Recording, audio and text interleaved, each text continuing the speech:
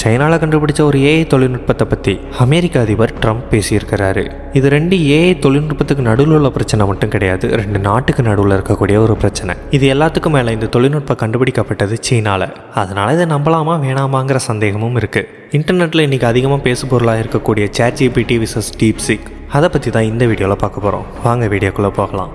ChatGPT அப்படிங்கிற artificial intelligence இந்த உலகத்தில் அறிமுகப்படுத்தினதுக்கு அப்புறமா நிறைய விதமான சேஞ்சஸ் இந்த உலகம் பார்த்துருச்சு. ChatGPTங்கிறது ஏஐயோட வெறும் ஒரு ஸ்டெப் மட்டும்தான். ஆனால் அந்த ஒரு ஸ்டெப்புக்கு நம்ம ஏதோ ஒரு அட்வான்ஸ்டான உலகத்துக்குள்ளே போன ஃபீலுக்கு அடுத்தடுத்த அப்டேட்ஸில் நம்மளை ஃபீல் பண்ண வச்சுருப்பாங்க.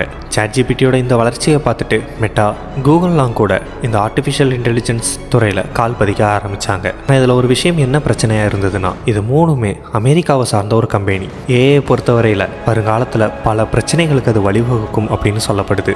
ஏஐ தான் இருக்கிறதுலே ரொம்ப டேஞ்சரஸ் அப்படின்னு உலகத்தோட நம்பர் 1 பணக்காரர் எலன் மஸ்கே ஒரு ஸ்டேட்மெண்ட் கொடுத்துருக்கிறாரு. இவ்வளவு ஆபத்தான ஒரு விஷயம் இந்த உலகத்திலே ரொம்பவே பவர்ஃபுல் கண்ட்ரியாக பார்க்கப்படக்கூடிய அமெரிக்கா கையில் மட்டுமே இருந்துச்சுன்னா அது இன்னும் எவ்வளோ ஆபத்தானதாக இருக்கும். சின்னதாக ஒரு சாம்பிளுக்கு சொல்கிறேன். முன்னாடிலாம் நம்ம ஒரு விஷயத்தை தேடணும் அப்படின்னா கூகுள் குரோமில் போயிட்டு தேடுவோம், அல்லது வேறு ஏதாச்சும் கண்ட்ரியை பேஸ் பண்ண சாஃப்ட்வேர்ஸ் ப்ரௌசர்ஸ்லாம் இருக்கும், அதில் போயிட்டு நம்ம சர்ச் பண்ணுவோம். அந்த விஷயத்தை சர்ச் பண்ணும்போது ஏகப்பட்ட டேட்டாஸ் வரும். எல்லாத்தையுமே உள்ளே போயிட்டு படித்து பார்த்து அனலைசிஸ் பண்ணி நமக்கு எது தேவையோ அதை மட்டும் நம்ம எடுத்துப்போம். எது உண்மை எது பொய்ன்றதை நம்மளே பிரித்து பார்த்துக்கிட்டு இருந்தோம். ஆனால் இந்த ChatGPT வந்ததுக்கப்புறம் எல்லாருமே ப்ரௌசர் யூஸ் பண்ணி ஒரு விஷயத்தை தேடுறதுக்கு எரிச்சப்படுறாங்கன்னோ, டேரெக்டாக ChatGPT கிட்ட அதே விஷயத்தை கேட்கும்போது அது இருக்கிற எல்லா வெப்சைட்டையும் கோத்ரூ பண்ணி நமக்கு தேவையான விஷயத்தை அதுவே உண்மை பொய்ங்கிறதெல்லாம் அனலைசிஸ் பண்ணி நமக்கு கொடுத்துருது. இது நிறைய பேரை ரொம்பவே சோம்பேறித்தனம் ஆக்கிருச்சு. நிறைய பேர் இதுக்கு பழக்கமும் ஆயிட்டோம். இன்னும் நாள் போக போக போக இந்த அடிக்ஷன் இன்னும் கூடும். முக்கியமான விஷயங்கள் எல்லாத்தையுமே ChatGPT கிட்ட தான் கேட்க ஆரம்பிப்போம். ஆனால் இப்போ வரைக்குமே ChatGPT நமக்கு கரெக்டான ஆன்சர்ஸ் தான் கொடுக்குதா அப்படிங்கிறதுக்கு எந்த ஒரு உத்தரவாதமும் இல்லை.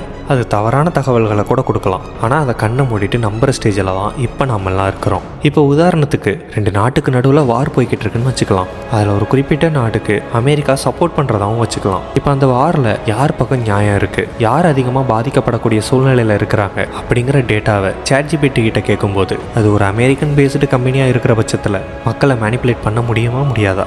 இதுதான் உண்மையான பிரச்சனையே. ஒரு அறிவியல் கண்டுபிடிப்பில் ஆதிக்கம் செலுத்துறதுங்கிறது வரலாற்றில் காலங்காலமாக நடந்துக்கிட்டு வந்திருக்கு. உதாரணத்துக்கு சொல்லணும் அப்படின்னா, உலக போர் சமயங்களில் அமெரிக்கா, ஜெர்மன் உள்ளிட்ட நாடுகள் அணு ஆயுதங்களை தயாரிக்கிறதுல ஆர்வம் காட்டினாங்க. ஒருவேளை அதை அவங்க கண்டுபிடிச்சு அதற்கான சீக்ரெட் ஃபார்முலா மற்ற உலக நாடுகள் யாருக்குமே தெரியாமல் இருந்துட்டா வருங்காலத்தில் ஒட்டுமொத்த உலகத்தையுமே கண்ட்ரோல் பண்ணுற ஒரு சக்தி குறிப்பிட்ட அந்த சில நாடுகளுக்கு மட்டும் போயிடும். அவங்களுடைய ஆதிக்கம் தான் இந்த உலகத்தில் அடுத்து அதிகமாக இருக்குங்கிறத நினச்சி பயந்து ரஷ்யாவும் அணு ஆயுத சோதனைகளில் தீவிரமாக ஈடுபட்டு அவங்களுக்குன்னு ஒரு அணு ஆயுதத்தை கண்டுபிடிச்சு வச்சுக்கிட்டாங்க.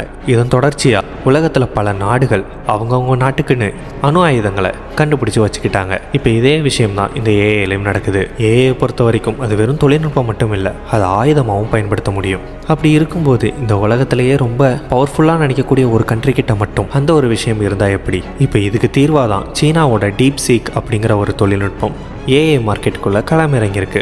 ஒரு சாதாரண சைனாவோட ஏஐ தொழில்நுட்பம் அமெரிக்க அதிபர் ட்ரம்ப்போட கவனத்தையே ஈர்த்திருக்குன்னா அதுக்கு முக்கியமாக இன்னொரு காரணம், இந்த ஏஐ ஒரு ஓப்பன் சோர்ஸ். அதாவது இந்த ஏஐயோட கோடிங்கை யார் வேணாலும் எடுத்து அவங்க இன்னொரு ஏஐ தொழில்நுட்பத்தை உருவாக்கிக்கலாம். இந்த ஒரு விஷயத்தை பார்த்து தான் அமெரிக்கா பயப்படுது.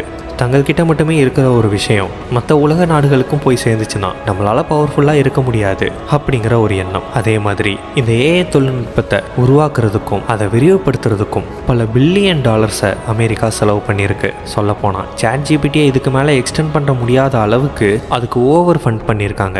ஆனால் DeepSeek கிட்டத்தட்ட இந்திய மதிப்பில் வெறும் 50 கோடி ரூபாய் செலவுலேயே ChatGPT அளவுக்கான ஒரு தொழில்நுட்பத்தை உருவாக்கியிருக்கிறாங்க. இவ்வளவு மலிவான ஒரு விலையில், அதாவது மற்ற நிறுவனங்கள் ஏஐக்கு பண்ணக்கூடிய செலவை விட இது ரொம்பவே மலிவு தான். ஸோ இவ்வளோ சீப்பாக ஒரு ஏஐ டெக்னாலஜியை பில்ட் பண்ண முடியும் அப்படின்னா இன்றைக்கி ஏஐ மார்க்கெட்டோட வேல்யூ என்னங்கிறது நிறைய பேருக்கு தெரியும். ஸோ இன்வெஸ்டர்ஸ் எல்லாமே அந்த பக்கம் குவிய ஆரம்பிச்சிருவாங்க. இது ஆட்டோமேட்டிக்காக அமெரிக்கன் பேஸ்டு கம்பெனியான ChatGPT, Meta AI, Google Gemini இது எல்லாத்துக்குமே ட்ரபிள்ஸை கொடுக்கும். இதில் கவனிக்க வேண்டிய இன்னொரு முக்கியமான பிரச்சனை இருக்குது. இந்த ஏஐ தொழில்நுட்பத்தை உருவாக்குனது சைனா இந்த ஏஐ தொழில்நுட்பத்தில் அதிகமாக வளர்ந்துடக்கூடாது அப்படிங்கிறதுக்காக இந்த ஏஐ வேலை செய்கிறதுக்கு முக்கியமான ஹார்ட்வேராக இருக்கக்கூடிய ஹை அண்ட் கிராஃபிக்ஸ் கார்டெலாம் சைனாவுக்கு கிடைச்சிடக்கூடாது அப்படிங்கிற மாதிரியான ஒப்பந்தங்கள்லாம் போடப்பட்டதாக சொல்லப்படுது. அதே மாதிரி அமெரிக்க அதிபராக ட்ரம்ப் மறுபடியும் தேர்வாயிருக்கிறாரு.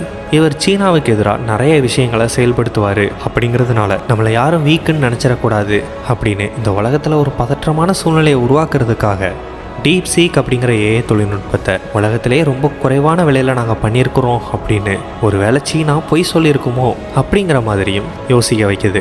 ஒருவேளை சீனா இதில் பொய் சொல்லலை, உண்மைதான் சொல்லியிருக்காங்க அப்படின்னா ஏஐ தொழில்நுட்பம் அடுத்த 10-15 வருஷத்தில் இந்த உலகத்தை ஆக்கிரமிக்கும்னு சொல்லப்பட்ட கான்ஸ்பிரசி தியரி எல்லாமே அடுத்த சில 5 வருஷங்களுக்குள்ளேயே நடந்தாலும் ஆச்சரியப்படுறதுக்கு இல்லை. இந்த ஏஐ பூம் அப்படிங்கிறது இப்போ உள்ளதை விட இன்னும் வேகமாக நடக்கும். அவ்வளோதான் இந்த வீடியோ பிடிச்சிருந்தா உங்கள் ஃப்ரெண்ட்ஸ் அண்ட் ஃபேமிலியோட ஷேர் பண்ணுங்கள். இது மாதிரியான மோர் இன்ஃபர்மேஷனுக்கு நம்ம சேனலை சப்ஸ்கிரைப் பண்ணிடுங்க.